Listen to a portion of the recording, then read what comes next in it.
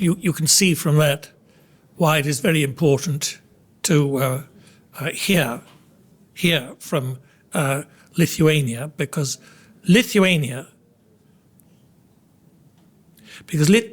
Lithuania demonstrates what the communists would like to do. But they were unable, of course, physically to deport Croats or Serbs or anybody else. A certain amount of internal exile, but that's nothing like being sent off, thousands of you, to live and possibly die in the Gulag. And I hope that after Dr. Bubnis's speech, we'll be able to get some of that or all of it into Croatian so that Croats can read it. So thank you very much for that. And we now come to our Polish guest, Dr. Grzegorz Wołk, who is an historian and a political scientist. And he is head of department of the Institute, head of the Department for Historical Research in the Office of the Institute of National Remembrance. Researches into the history of the political opposition and secret services of communist Poland are his speciality. He's author of numerous articles and a monograph on detention centers in southeastern Poland. And I should also mention that this institute to which he belongs, the Institute of National Remembrance, is enormously powerful, enormously important. And the fact that we, I'm not just talking about Croatia, but really the rest of us, have not embarked seriously on creating such an institution, which has its own independence, its own research facilities, and I think also documentation, is absolutely, that would be the first step, the first really big new step to creating, I think, a healthier and better country. But then, please.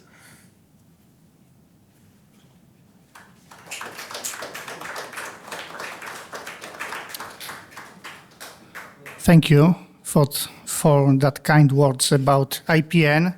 I could say that IPN is one of the biggest, probably the biggest, that kind of institution in our part of Europe. So I work in historical office department. We wrote a lot of books. My colleagues wrote thousands of articles about communist crimes, about German crimes on Second World War.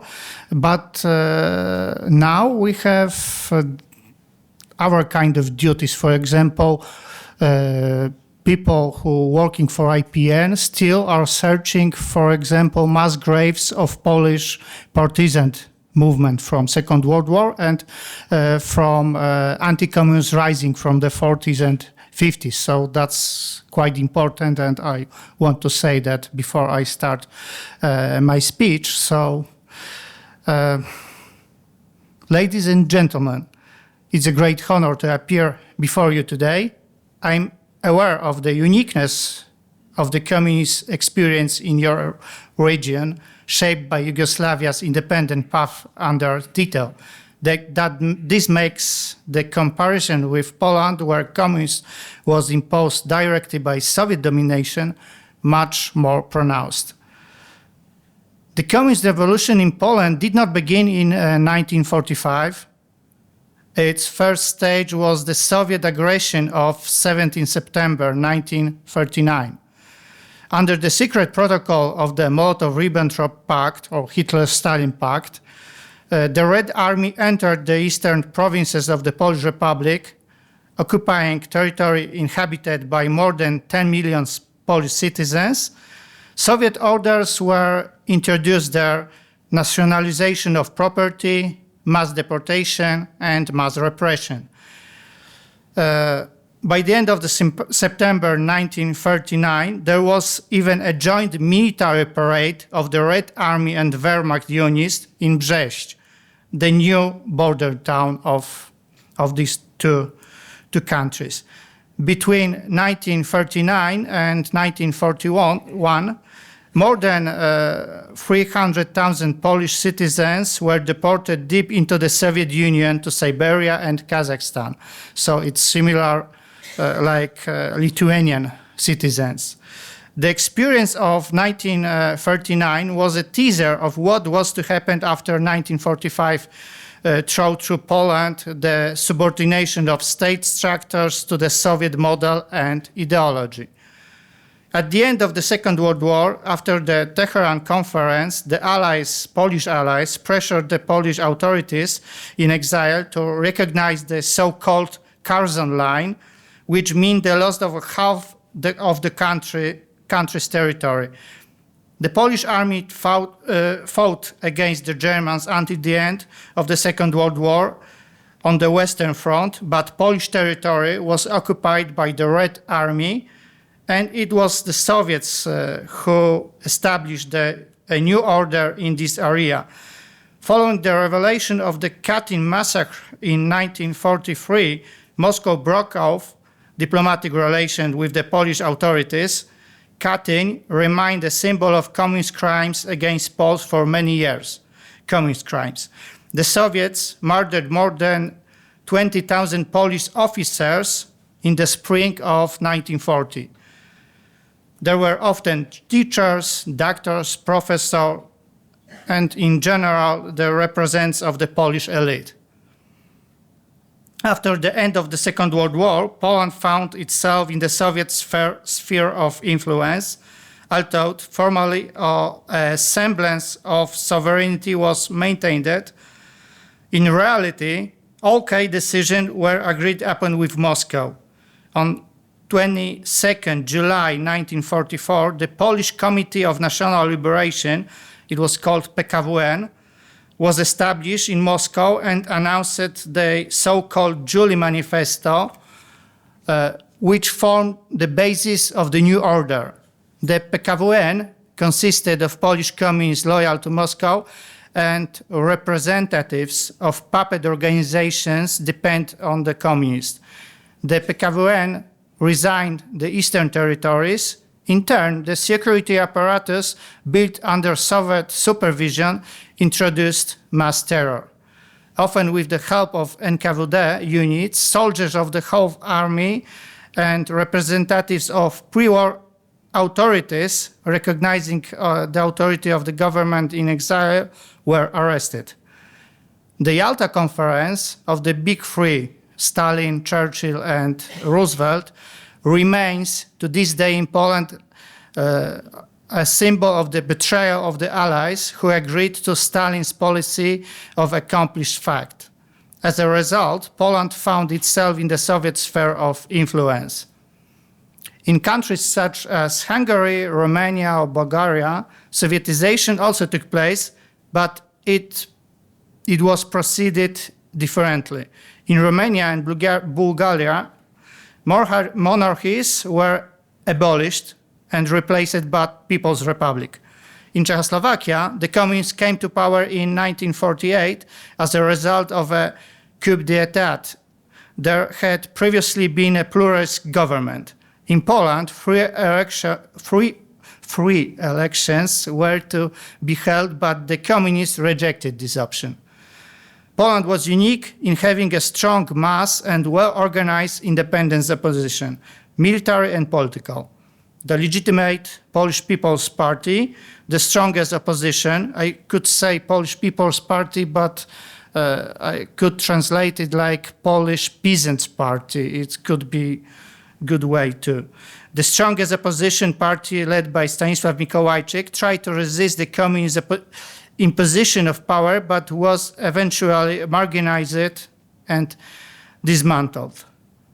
The seizure of power took place in stages. First, the independence forces were marginalized. The Home Army, one of the largest insurgent armies in Europe, was disbanded in January 1945, but its members were still repressed as reactionary bandits.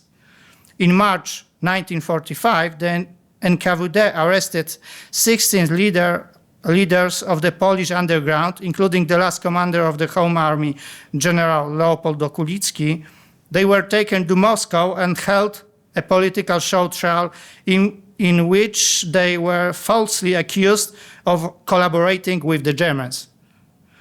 Tens of thousands of Polish conspirators threatened with arrest had to go into hiding again. It was the beginning of the new enslavement. At the same time, the communists tried to maintain a semblance of legalism. They did not, for example, attack from the beginning the Catholic Church, which was a significant institution in Poland. Between 1944 and 1947, communists focused on attacking the soldiers of the Home Army and all opposition political parties. Therefore, guerrilla units, they so-called, in Poland we call them cursed soldiers, but it is some kind of equivalent of the forest brothers, like in Baltic states, began to recreate in the Polish forest. By 1947, nearly 30,000 partisans were fighting in the forest. They were able to disarm smaller communist security office posts, and free innocent people from smaller prisons. However, the most of these units were smashed during raids by the NKVD and the Polish communist officers. By the 50s, these people were already fighting mainly for survival.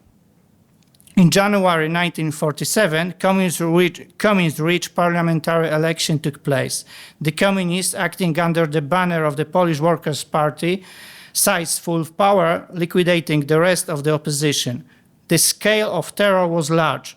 Between 1944 and 1956, around 250,000 people passed through communist prisons in Poland.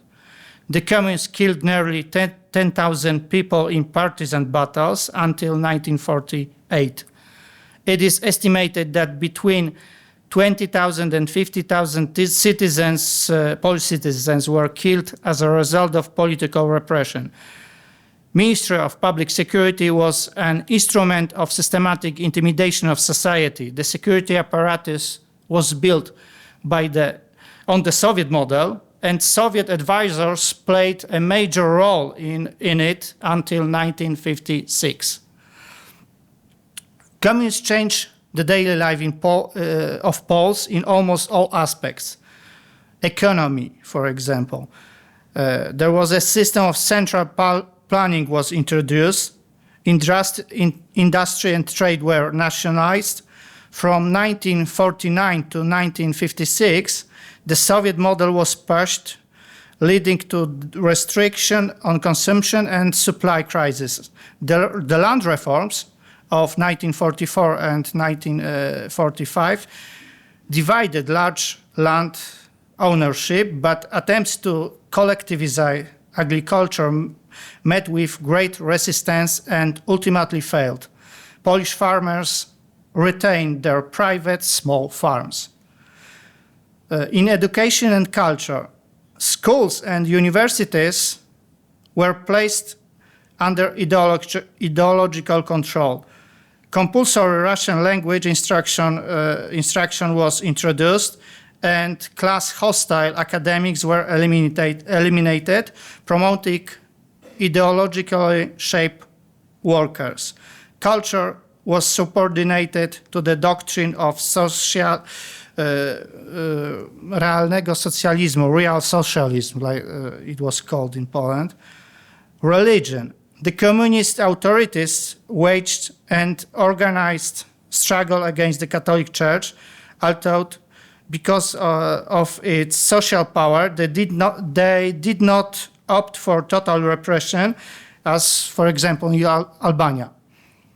Bishops and priests were under surveillance, some were arrested, and Cardinal Wyszyński was the head of Polish Church, was interned between 1953 and 1956. However, the Catholic Church survived this repression and especially in the 70s and 80s became a symbol of resistance against communism in Poland. After Stalin's death in 1953, and mainly after the October 1956 breakthrough, the communist system in Poland was liberalized. Władysław Gomułka took power under the slogan, "The Polish Road to Socialism." Although the system retained its repressive character, the harshest forms of terror were abandoned. From then on, the authorities focused more on social control, ideological indoctrination, and economic domination. The political police became less brutal after 1956. The communist revolution in Poland after World War II was a process that went against the will of the majority of society. Communism was imposed on Poland by the Soviet Union using force, terror, and propaganda. Poland found itself in a unique situation as a country with a strong tradition of independence, with an elaborate political and armed opposition, but with no real chance for independence in the face of the geopolitical balance of power. The effects of World War II in Poland were multidimensional: political, social, cultural, and economic, and shaped the lives of millions of Poles for decades. It was not until the rise of solidarity and later the breakthrough of 1989 that communism came to a real end in Poland. Thank you for your attention.